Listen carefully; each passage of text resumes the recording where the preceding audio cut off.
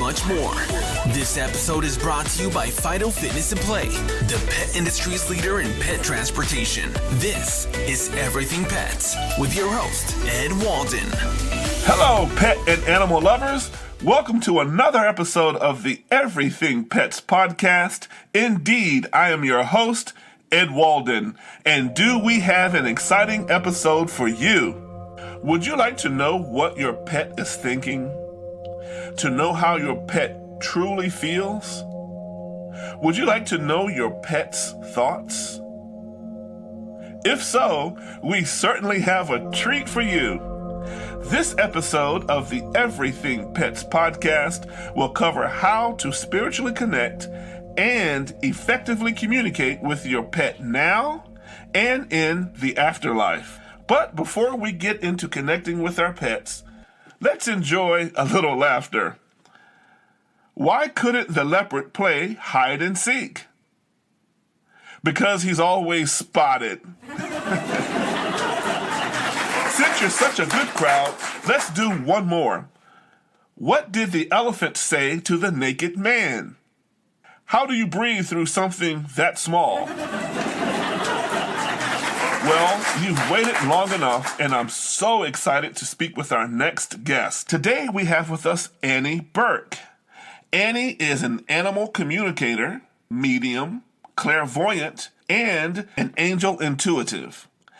Annie hails out of Brisbane, Australia, and is a best-selling author of 2 books that made the Amazon's bestsellers list: The Bridge to Animal Consciousness and Evolving Hearts and Souls, The Guide to Spiritual Awakening. Annie, it is such an honor to have you on our show all the way from Australia. Thank you. It's wonderful to have the opportunity to chat with you and your listeners. We're very excited to have you. We have so much we want to cover with you today. So do you mind if we just dive right into it? Yes, go ahead. Oh, great. Our first question, I noticed in your book that you had an explanation as to why animals are here. Why are animals here? That's a really good question. Animals have souls like humans do, and souls come to Earth for a reason. So there's a purpose to being here. So my purpose is to raise awareness about animals and to help animals and to help the owners of the animals and to help with healing to support animals and humans. So a lot of animals are here to help humans. So we might think that we're rescuing them, but in fact, they're here to help rescue us. So I believe that. Yep. So a lot of them are here to teach us about unconditional love, because for many of us who live on our own, it may be the only opportunity we get to experience love. And so that's part of their purpose, to be here to help us to experience that. Some of them here are to guard and protect us. So a lot of people have told me their cats or dogs will run to the door and they'll check out whether the person standing at the door has an appropriately suitable energy to come into the house, and they'll let their owners know if they don't like the look of them. So some of them take that duty very seriously. So animals are very sensitive to our energetic field. All our cells in our body vibrate at a certain frequency. And when our system changes, like if we get sick, our energy level changes, and the animals know that. So they'll come and spend more time with us to help us with healing. They can be a lot more affectionate and a lot more attentive. Similarly, they can pick up the type of energy that's around someone coming to the door. So if they've got negative energy around them, or they've been somewhere that's a sort of toxic environment, the animals will be sensitive to that frequency as well. And if they're there in a guard capacity, they don't want you being exposed to that frequency. So they're trying to let you know, don't let that person in. So what exactly is animal communication in respect to what you do? Okay, so animal communication is telepathic communication. So when I talk to the animals, I'm not saying anything aloud at all. So I tune into their frequency.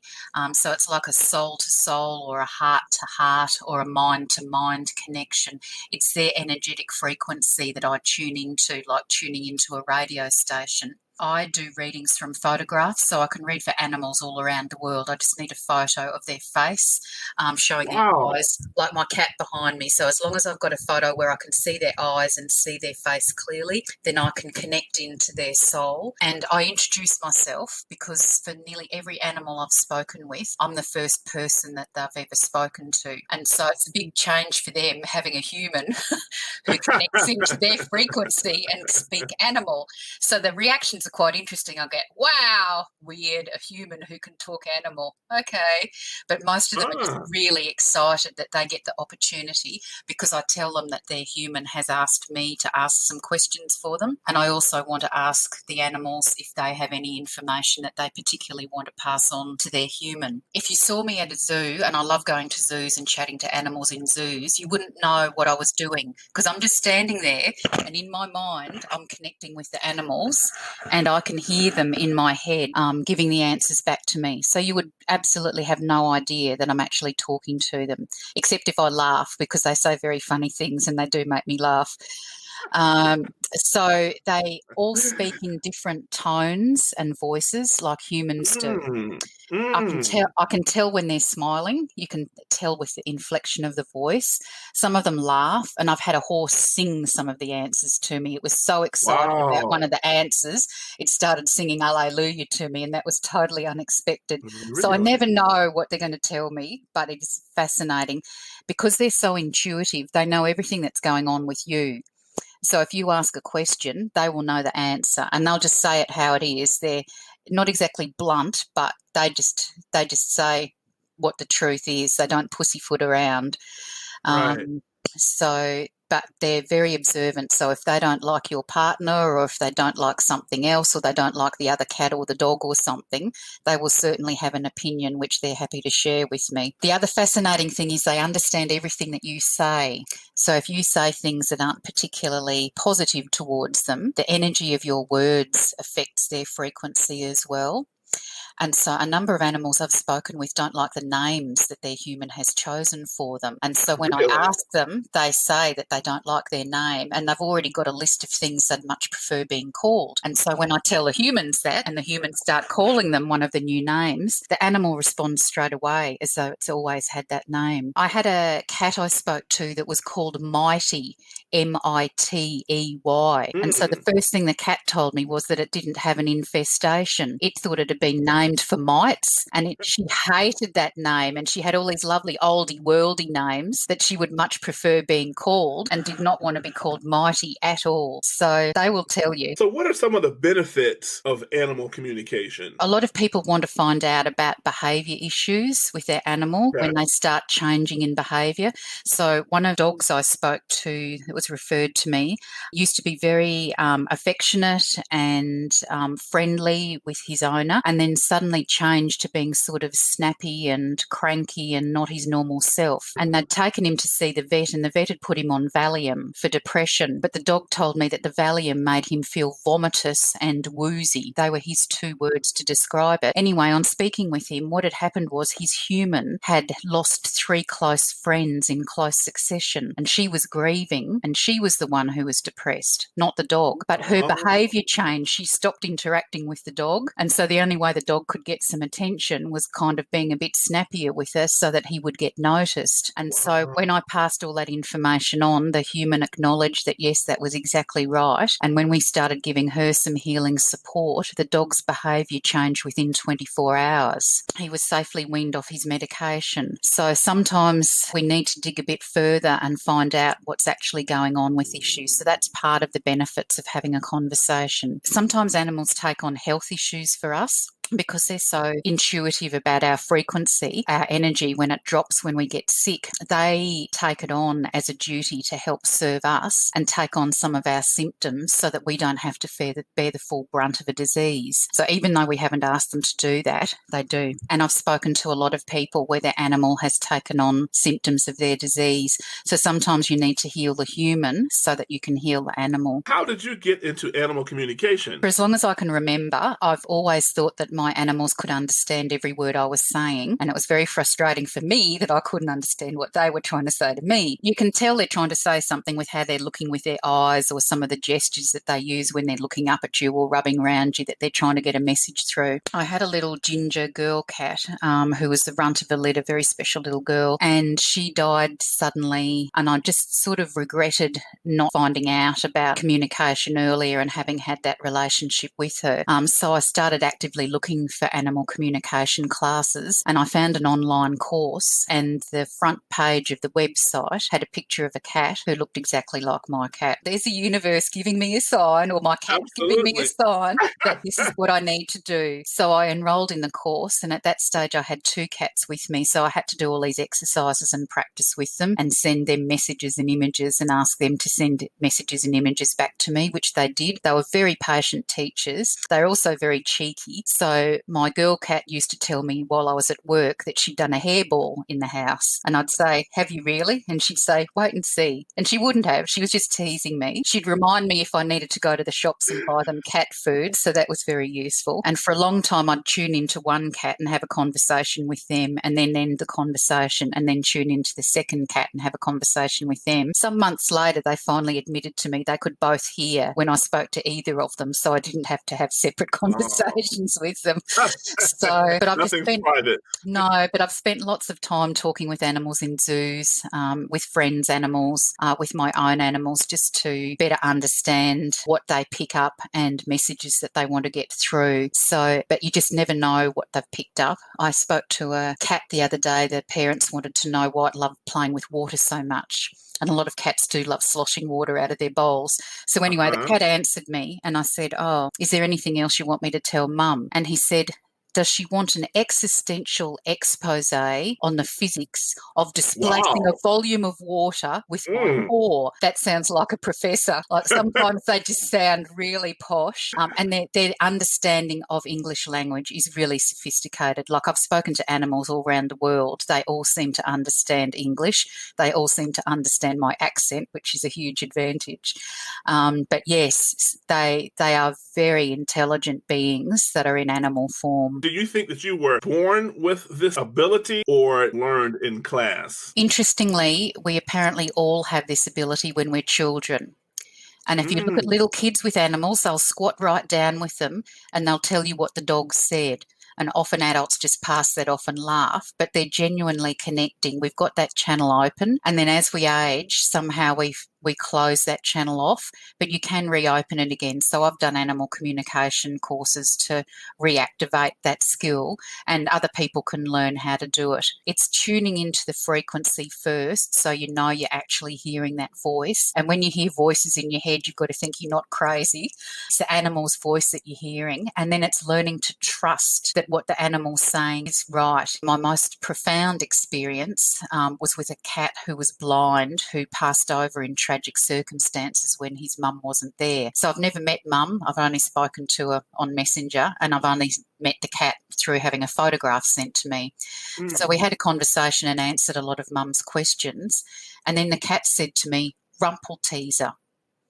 And I listened to that and thought, does he mean Rumpelstiltskin? And I've just heard it wrongly. And I don't understand how that's got anything in context with the conversation we're having. And so I thought, I must have just heard wrong. Anyway, he said it again really clearly, rumple teaser. And so I thought, okay. So I said to Mum, was he ever called rumple teaser? And there's kind of nothing happened on the messenger conversation, and I'm thinking Mum's going to think I'm an absolute lunatic. Anyway, then I get the message, oh, yes, I'd forgotten that. And apparently when she rescued him, he was living with a dog called Rumple, and he used to get in trouble for teasing the dog, so they called him Rumple Teaser. But he was blind and he couldn't even see the dog. But that was his way of letting me know that I was definitely connecting with his soul, and so that his mum could absolutely have confidence that I was speaking with her cat and getting accurate messages from him for her. So it's just incredible. to have confirmation like that. Why do you think it's important that we humans communicate with our pets? To find out why they're here, to understand them more, and it really changes the whole relationship with your animal when you know why they're here and why certain things happen.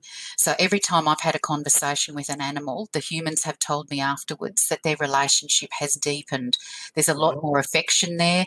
I had one lady who really wanted her cat to be a lap cat, and he wasn't a lap cat, and I told him that during the conversation, and after that he went and sat on her lap, and he's been absolutely smoochy ever since. So because they understand everything they're saying, they're happy to please us. If it's easy for them to do something to make us happy, they're happy to do that. So, and because you've had a conversation, the animal knows that their human cares enough about them to have asked the questions. So that really changes their appreciation for their human as well. So not everyone wants to learn how to be an animal communicator, but having the opportunity to have a session organised for the animal will change your relationship. You both understand each other on a deeper level, and that's really powerful. It changes the animal's life and it changes your life as well. When you speak with animals, is it an audible voice that you hear with your ears? Or is it more of an internal voice that you hear within yourself? And if it is an internal voice, is it the voice of yourself or of another being? Yep, so it's in my head that I hear it. And as I said before, they've all got different voices like humans do. So if it's a female animal, I'll hear a female voice. And it might be a younger voice depending on when the animal passed over, or if it's a young animal, or if it's an older animal, it'll be a more mature voice. And as I said, some of them are real comedians, so some of them will be very jokey and their personality really comes through with their voice. And the same with the male animals. There's all sorts of ranges of voices with the males when I speak to them as well. And it's interesting because sometimes I've said to the humans what the voice sounds like and they say, yeah, that suits their personality. Now let's get into your valuable work as a medium. And I know that medium, they communicate with souls of individuals or beings that have passed on. Am I correct? Yes, that's correct. Okay, so can you communicate with animals after they've passed? Yes, so I can communicate with animals and humans. So I learned humans first and then learnt animals. So to me, it's exactly the same as having a conversation with a living animal. I'm still tuning into the frequency of the animal. So although the physical body has departed when they pass over, their soul endures. And so I can connect in through the photograph with the eyes to their frequency and have a conversation. And again, they confirm a lot of things for their humans. So if they've met up with other human family members who are in spirit, they tell me about them. If they've met up with other animals from their family who are in spirit, they tell me about them. And then I can let the parents know. And that's a great relief, knowing that they're with either other humans or other animals and they're not on their own. So how do you communicate with the animals after they pass? Is there a certain ritual that you must perform to beckon them into your space? No, I just have the photograph. I connect with them. I introduce myself the same as I would if it was a living animal.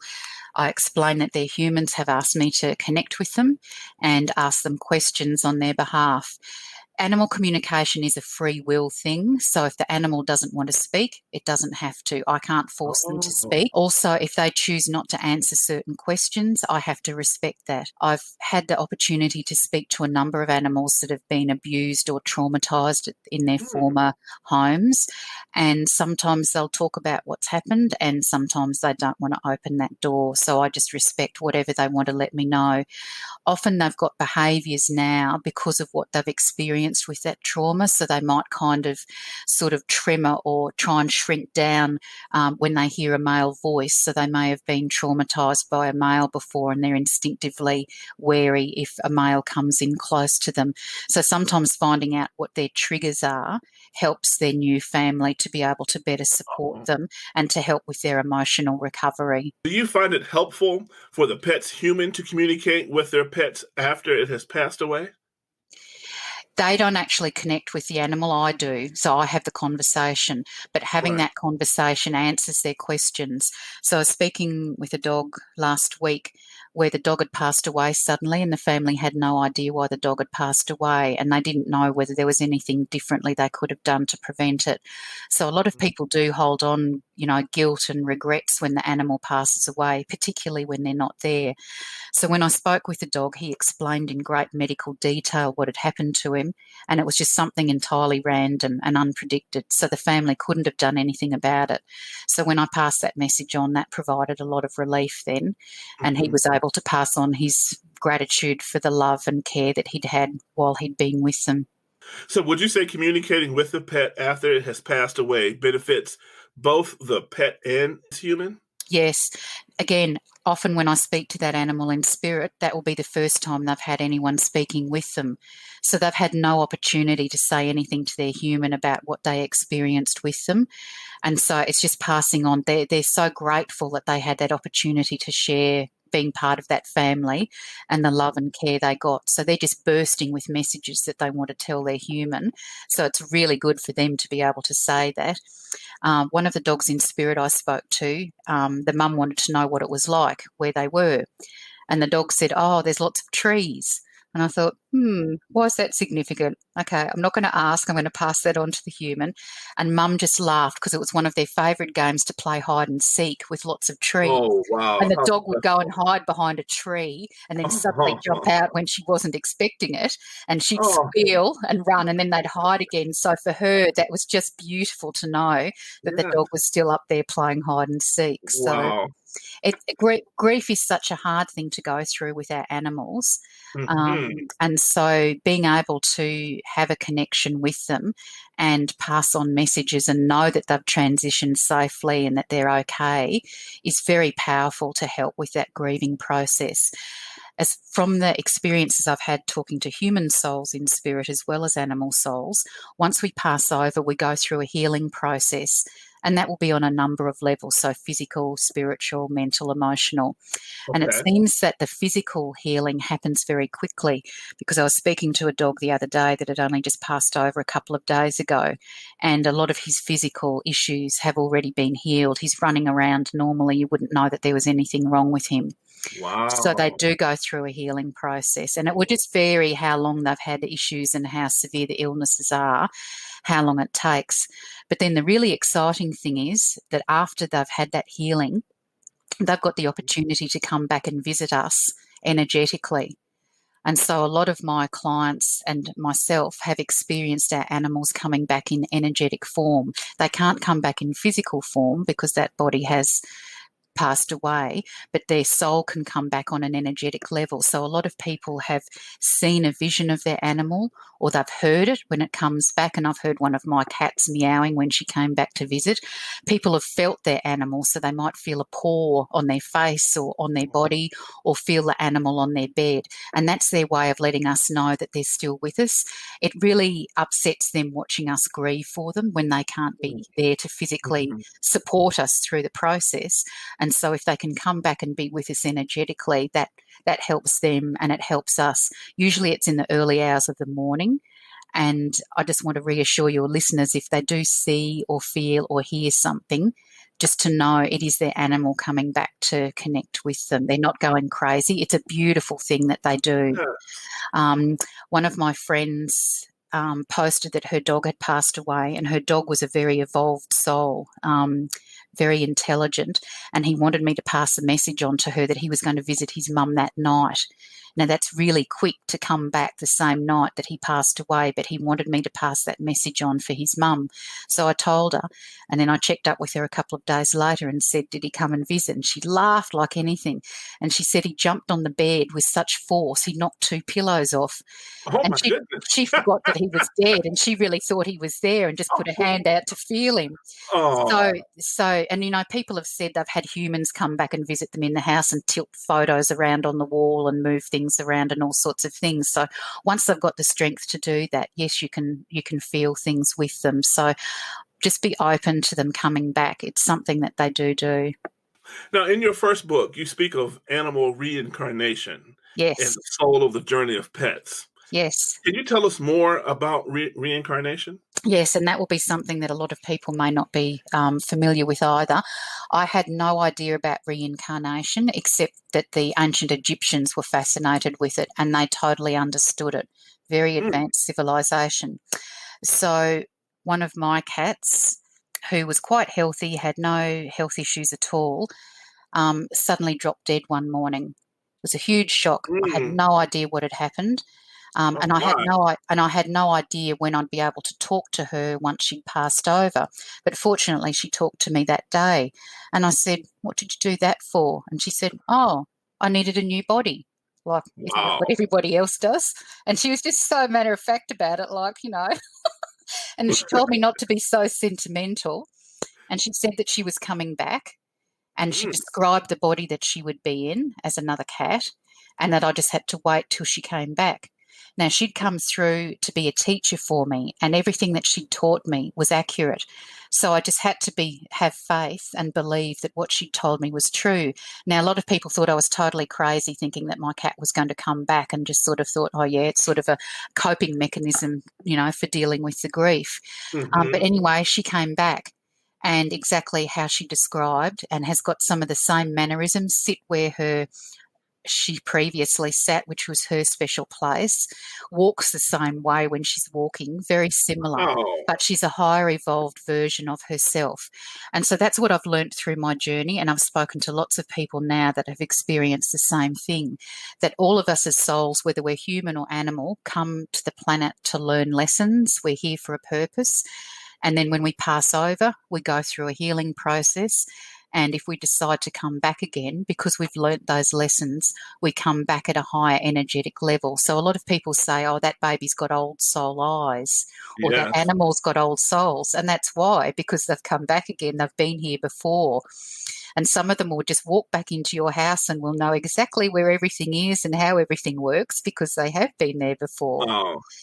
When a pet passes, when an animal passes away and is reincarnated, is it always the same species, or could it come No, back as a dog? Or anything. So one of my clients had a possum, and then there was very strong relationships. So I think they've got a soulmate relationship, that the souls have been together in previous lifetimes. And then it came back in a cat, and they had this incredibly strong relationship as a cat. And then the cat passed away, and the cat knew she was looking at getting another kitten, a certain kind of kitten. And so his soul has come back in that kitten. So she's had wow, 3 experiences of that animal's soul in this lifetime. And I've just met someone else who's had the same thing with 3 dogs that have all shared the same aspects of the soul. But yes, I've had so many people now that know that their souls are back in different animal forms. I spoke to someone whose cat had passed away, being looked after by someone else, and they felt very guilty and thought that if they'd been minding the cat, it wouldn't have passed away. And anyway, they've got oh, a new puppy, and the new puppy is their cat. And the puppy goes up and down the stairs like the cat does. So exactly the same mannerism. So there'll be something that you recognise, whether it's in the souls, whether it's the coat pattern, whether it's the way they walk. There'll be something that you'll recognise, that you'll know it's that same soul, but in a wow, different body. So, and as I said, I knew nothing about that till my cat did it. And I'm sure she did it so that I could write about it in my book right, and uh-huh. reassure other people that it happens, because it is such a gift if they can come back. It's just so special. She could have stayed on the other side and knew that I could have talked to her on the other side, but she wanted to come back and be physically with me and her brothers and still keep teaching me on the physical plane. So for me, that's just very exciting, but it's also exciting for other people when I can tell them that their animal has said that it's coming back and what it's going to look like, so they know what to look for. And that's just happened over and over again now. I've had someone recently whose cat said they were coming back in September, and they found the cat in September. No way. A friend who's just lost her dog, the dog told us beforehand that he was going to come back as a Labrador. She's just got the death certificate from the vet, a sympathy card and certificate. There's actually a picture of a cream Labrador on the certificate. And the vet had no idea that we knew that. So how's that for a sign? The I'm universe telling works. you. It's just makes your hair stand on end, Exactly. which is my soul confirmation of the truth. But this is just all honestly, genuinely, authentically what I've experienced. The animals tell me things, and I tell their humans, and it's just a fascinating world with what they know and what they know about us. We offer an opportunity for our listeners to email in questions, and we've selected 2 today. And would you have time to answer a couple of questions that's been emailed into the show? Sure, happy to. Well, we have Joshua Curtis from King George, Virginia. And his question he emailed in, Do you consider yourself a Christian, and do you have to be one to communicate with animals? Yes, I am a Christian. And it's interesting that being on this spiritual journey, I actually talk to God and the angels more now than I ever used to before. So it's Wow. really heightened that connection because I ask for advice, I ask for assistance, I ask for guidance, I ask for their healing support for animals or humans that I'm doing healing with. So a lot of people think that Christianity is totally opposed to spirituality. But to me, with my understanding, I can accommodate having both in how I do my business. So, yes, I definitely believe in God and the angels and I communicate with them. It's having the awareness that animals have souls and that we are connecting with their souls. You've got to be open to that, to be Okay. able to open up that channel for communication. Now, to me, to me, everyone has a soul. And that's part of Christianity as well, that, the souls depart and they go to heaven. And that's what happens with our animals as well. So there's a lot of interlinking between them. But to me, yes, you could communicate without being a Christian, as long as you understand that that being is a sentient being. It has feelings, it has emotions, it has intelligence, it has a soul, it's here for a purpose, and you have to get on the right frequency to be able to connect with them. I bet. Great Now, question, Joshua. Thank you. Kim Robertson from Greensboro, North Carolina asks, as an adult, can you communicate with an animal you cared for as a child that passed away? Absolutely. So as I said, I spoke to a dog a little while ago that passed away 25 years ago. And the Really? family had been holding a lot of questions and grief about the passing of the dog. So the dog was only too happy to speak and have the opportunity to, allay some of their fears and make them feel more comfortable. So yes, I've had a few people wanting to connect to their childhood pets. Some of them don't know what happened to the pet when it passed away. So yes, because the soul endures, they're eternal. It doesn't matter how long ago they passed away, we can still connect with them. Well, Annie, you have given us lots of information, and I know there are thousands of questions that we have not addressed. Do you have a website that our listeners can visit if they want to get more information? Yep, certainly. So my website is www.cosmicheartintuitive.com.au. So there's a lot of information on there about my books and about the services that I offer, and there's an opportunity to message me from that. Also, you can connect with me on Facebook. I've got 2 pages. One Okay. is Cosmic Heart Intuitive, so you can find me on there, and then my personal page, Annie Burke, Annie, and Burke, Bourke. I post a lot of my educational posts about animals and my work on my Annie Burke page, so I'm happy for people to join me on there. And then I post beautiful images of animals and nature and little spiritual quotes to support people on their spiritual development journey on my Cosmic Heart Facebook page. If anyone's on LinkedIn, I'm on LinkedIn as Annie Burke, and I'm also on Twitter, but I'm only just starting that, as Cosmic Intuitive. So lots Okay. of different ways they can connect. And my email is capital C, capital H, capital I, and then the I is the start of intuitive at bigpond.com. So CHintuitive at bigpond.com. So either message me or email me. I'm happy to answer questions. Well, wonderful. And I want to plug your books again. Your book, your first book, The Bridge to Animal Consciousness, and your second book is Hearts and Souls, The Guide to Spiritual Awakening. And listeners, you can purchase these books on our website at talkingpets247.com. Again, that's talkingpets247.com, and click the shop button and you will discover both books. They're there for immediate purchase. Annie, again, I want to thank you for being on the show. Thank you very much, Ed, and thank you, listeners, and especially those of you who sent messages in. And please, just a reminder, your animals understand every word you say, so think carefully about what you tell them and tell them that you love them, and you'll see a change in how they interact with you. Thank you. That's Annie Burke, everybody, from Brisbane, Australia. Thank you, Annie. Well, pet lovers, another episode of the Everything Pets podcast is in the books. I'm so glad that you tuned in. Hey, there's enough time for one more joke. Two bats are hanging upside down on a branch. One asks the other, "Do you recall your worst day last year?" The other bat answered and said, "Yes, the day that I had diarrhea."